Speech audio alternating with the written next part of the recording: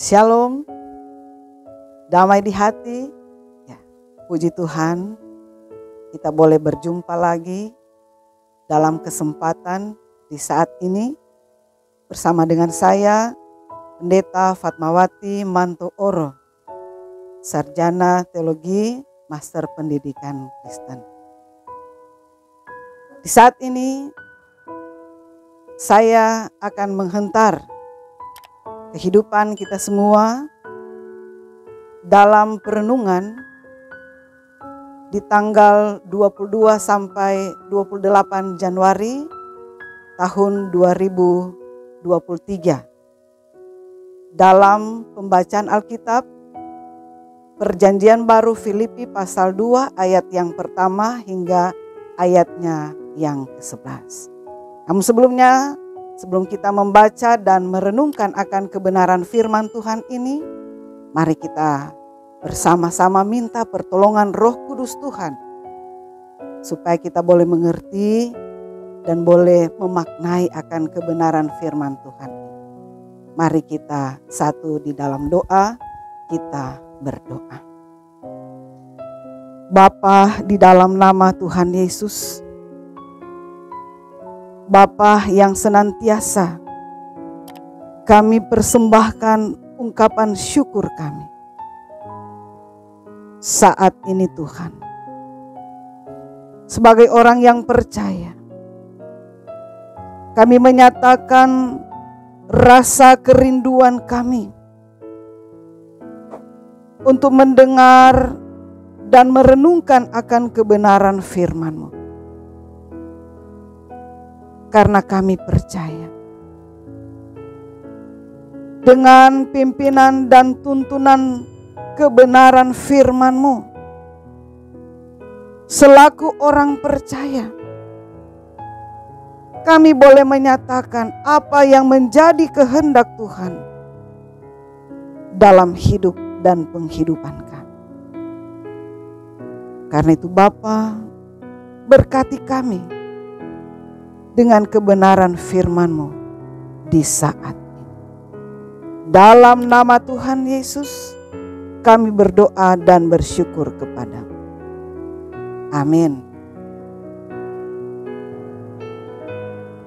Bacaan firman Tuhan di saat ini terambil dalam Perjanjian Baru, Kitab Filipi, pasalnya yang kedua, ayatnya yang pertama hingga ayatnya yang ke-11.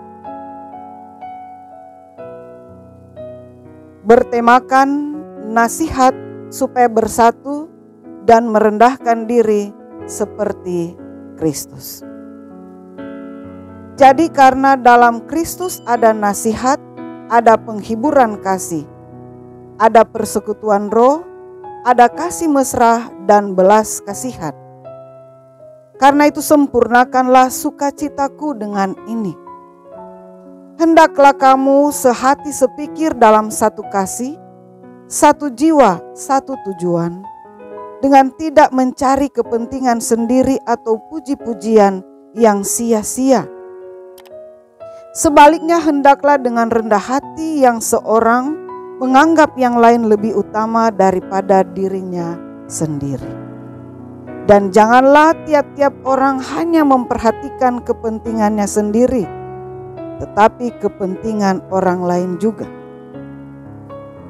Hendaklah kamu dalam hidupmu bersama menaruh pikiran dan perasaan yang terdapat juga dalam Kristus Yesus, yang walaupun dalam rupa Allah tidak menganggap kesetaraan dengan Allah itu sebagai milik yang harus dipertahankan, melainkan telah mengosongkan dirinya sendiri dan mengambil rupa seorang hamba dan menjadi sama dengan manusia. Dan dalam keadaan sebagai manusia, ia telah merendahkan dirinya dan taat sampai mati, bahkan sampai mati di kayu salib. Itulah sebabnya Allah sangat meninggikan dia dan mengaruniakan kepadanya nama di atas segala nama, supaya dalam nama Yesus bertekuk lutut segala yang ada di langit dan yang ada di atas bumi dan yang ada di bawah bumi, dan segala lidah mengaku Yesus Kristus adalah Tuhan bagi kemuliaan Allah Bapa. Demikian kebenaran firman Tuhan dalam Filipi pasalnya yang kedua, ayatnya yang pertama hingga ayatnya yang ke-11, yang menjadi bahan untuk kita renungkan bersama di tanggal 22 sampai di tanggal 28 Januari. Jemaat yang dikasihi dan diberkati oleh Tuhan Yesus Kristus. Sebagai orang Kristen, kita biasa disebut sebagai orang percaya atau pengikut Yesus Kristus. Oleh karena kita memiliki keyakinan diselamatkan hanya melalui iman percaya kepada Yesus Kristus sebagai Tuhan dan Juru Selamat. Mengakui Yesus Kristus sebagai Tuhan tentu harus nampak dalam cara hidup yang dimulai dari cara kita berpikir dan cara merasa, yang menampilkan bagaimana seharusnya kehidupan pengikut Yesus. Rasul Paulus hendak mengajarkan kepada jemaat yang ada di Filipi dalam bacaan kita di saat ini tentang bagaimana seharusnya kehidupan menjadi orang Kristen. Paulus adalah pendiri jemaat Filipi yang terletak di provinsi Makedonia dalam Kekaisaran Romawi. Kisah berdirinya jemaat Filipi jelas tertulis dalam Kisah Para Rasul pasal 16 ayat 4 sampai ayatnya yang ke-4. Hubungan Paulus dengan jemaat Filipi terjalin dengan sangat akrab dan dikatakan penuh kasih. Hal itu terlihat dari bagaimana jemaat Filipi mengirimkan bantuan untuk menopang Paulus saat ia ada dalam penjara, dan sebaliknya dalam pasal 1 ayat 7 dan 8 kita melihat bagaimana Paulus menyatakan jemaat Filipi ada di dalam hatinya dan betapa ia sangat merindukan jemaat yang ada di Filipi. Dari dalam penjara, Paulus terus mengabarkan Injil kepada mereka melalui suratnya untuk memperteguh iman percaya kepada Yesus Kristus. Karena jemaat Filipi ada di tengah kelompok orang yang anti terhadap kekristenan, yaitu kelompok Yahudi dan Romawi yang meragukan ketuhanan Yesus, bahkan dikatakan menolak Yesus itu sendiri. Jemaat yang dikasihi dan diberkati oleh Tuhan Yesus Kristus. Melalui kebenaran firman Tuhan ini yang merupakan suatu kesatuan nasihat Paulus tentang bagaimana seharusnya kehidupan orang Kristen itu sendiri.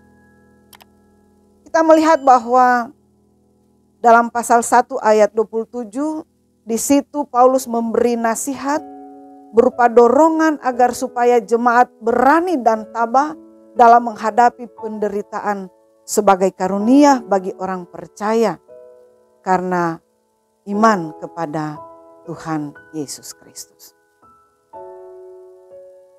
Juga dalam pasal 1 ayat 29 dikatakan, sebab kepada kamu dikaruniakan bukan saja untuk percaya kepada Kristus, melainkan juga untuk menderita untuk Dia. Jadi melalui kebenaran firman Tuhan ini kita melihat bagaimana Paulus menasihatkan jemaat untuk meneladani Yesus dalam keberadaan kehidupan mereka. Dalam ayat yang pertama sampai ayat yang keempat disaksikan di situ bahwa meneguhkan iman jemaat kepada Yesus Kristus yang oleh firman-Nya mendapat nasihat dan penghiburan.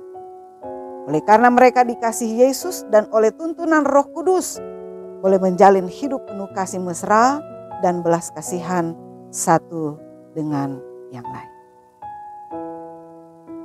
Jemaat yang dikasihi dan diberkati oleh Tuhan Yesus Kristus. Sebagaimana jemaat Filipi boleh memperoleh penguatan untuk tetap beriman kepada Yesus Kristus, maka kita pun mendapat dorongan untuk tetap teguh beriman dan percaya kepada Yesus Kristus sebagai Tuhan dan Juru Selamat dalam kehidupan. Walaupun harus diakui ada harga yang harus dibayar ketika kita percaya kepada Yesus Kristus. Seperti kesukaran dan penderitaan menjadi konsekuensi kesetiaan kita kepada Tuhan di tengah dunia yang tidak setia dan katakanlah tidak mau menderita karena kebenaran Injil itu sendiri. Sebagai orang percaya kita siap pikul salib bersamanya. Sebagaimana juga nasihat Paulus bahwa kita adalah orang-orang yang beroleh kasih karunia. Bukan saja untuk percaya, tapi juga untuk menderita bagi Yesus. Maka tetaplah setia, karena dalam menanggung penderitaan oleh iman, kita akan selalu mendapat penguatan melalui nasihat firman. Kita akan mendapatkan penghiburan dan penguatan oleh Roh Kudus Tuhan.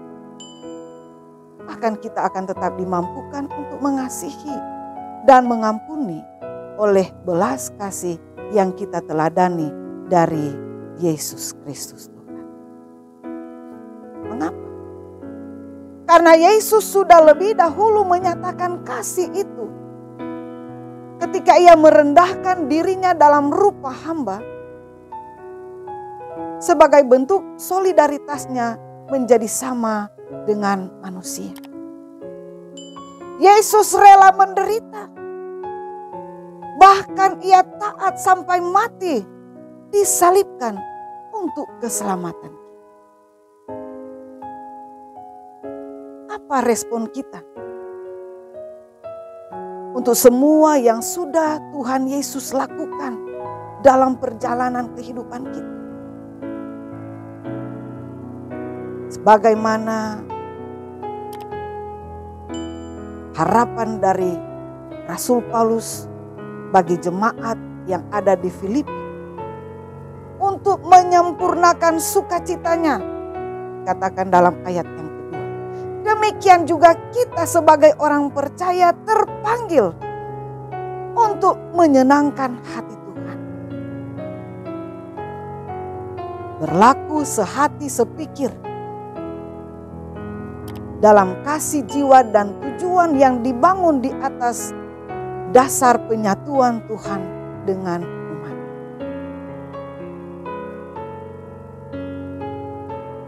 Sebagaimana juga dikatakan oleh Rasul Paulus dalam Galatia pasal 2 ayat 2, bahwa Paulus hidup, tetapi bukan ia sendiri yang hidup, melainkan Kristus yang hidup di dalam.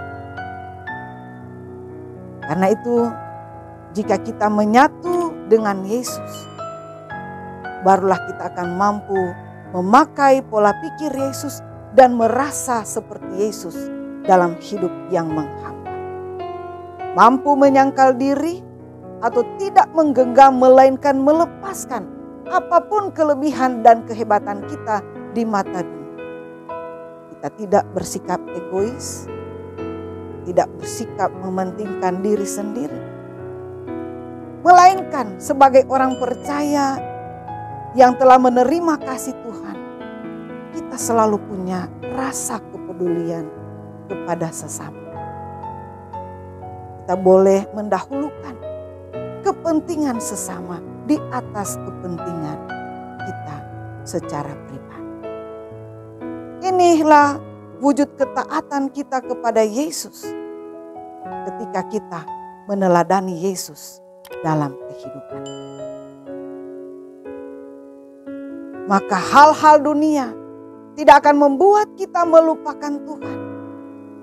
apalagi kita menjadi sombong dengan pencapaian diri. Tapi sebaliknya, semakin banyak karunia yang kita peroleh justru akan membuat kita semakin merendah dan tunduk kepada Tuhan sebagai pemilik sesungguhnya dari semua yang kita miliki di dunia ini, termasuk kehidupan kita sebagai umat milik Tuhan. Karena itu di tahun yang baru ini, yang kita percaya adalah tahun yang penuh dengan anugerah Tuhan, tahun yang penuh dengan berkat Tuhan. Mari kita perteguh iman percaya kita kepada Tuhan Yesus Kristus. Dimulai dari diri kita sendiri dalam kehidupan keluarga, kehidupan berjemaat, bermasyarakat. Sehingga dimanapun kita pergi dan berada sebagai orang percaya, kita akan senantiasa mengakui bahwa Yesus Kristus adalah Tuhan bagi kemuliaan Allah Bapa. Dan dengan pertolongan Tuhan Yesus Kristus, kita akan dimampukan untuk dapat melakukan apa yang menjadi kehendak dalam hidup dan penghidupan. Tuhan Yesus memberkati. Amin. Kita akan berdoa. Mari kita satu di dalam doa. Kita berdoa. Kami sungguh bersyukur kepadamu Bapa, sebab kami memiliki Engkau sebagai Tuhan dan Juru Selamat dalam hidup dan penghidupan kami. Engkau yang telah mengaruniakan iman dalam perjalanan kehidupan kami. Dan dengan keyakinan inilah maka kami menerima keselamatan yang berasal daripadamu. Oleh karena itu ya Tuhan, sebagai jemaat-Mu, kami senantiasa rindu untuk melakukan apa yang menjadi kehendak Tuhan dalam hidup dan penghidupan kami. Biarlah kiranya Tuhan, nama-Mu akan senantiasa dipuji dan dipermuliakan. Biarlah oleh karena kasih-Mu Tuhan, maka semua orang yang percaya kepadamu akan dimampukan oleh Tuhan Yesus sendiri untuk senantiasa hidup taat dan setia, memberlakukan segala kehendak Tuhan dalam menjalani kehidupan ini. Dan kami percaya Tuhan, bahwa dengan melakukan apa yang menjadi kehendak Tuhan, maka kehidupan kami akan terjamin, bukan karena kekuatan dan kegagahan kami sebagai manusia, tetapi oleh karena Tuhan yang terus menyertai langkah kehidupan kami dengan penyertaan-Mu yang sempurna. Dan karena itu kami bersyukur, kami berterima kasih. Karena kami percaya memiliki Tuhan sebagai juru selamat dalam kehidupan kami, itu bukanlah satu hal yang sia-sia. Tetapi memiliki Tuhan dalam kehidupan ini membawa kami dan membuat kami jadi pribadi, keluarga dan jemaat yang selalu dimenangkan. Dan yang selalu dimampukan oleh Tuhan untuk melakukan perkara-perkara besar, perkara-perkara yang luar biasa, perkara-perkara yang ajaib, yang bagi manusia itu mustahil adanya. Tapi dengan Tuhan tidak ada yang mustahil.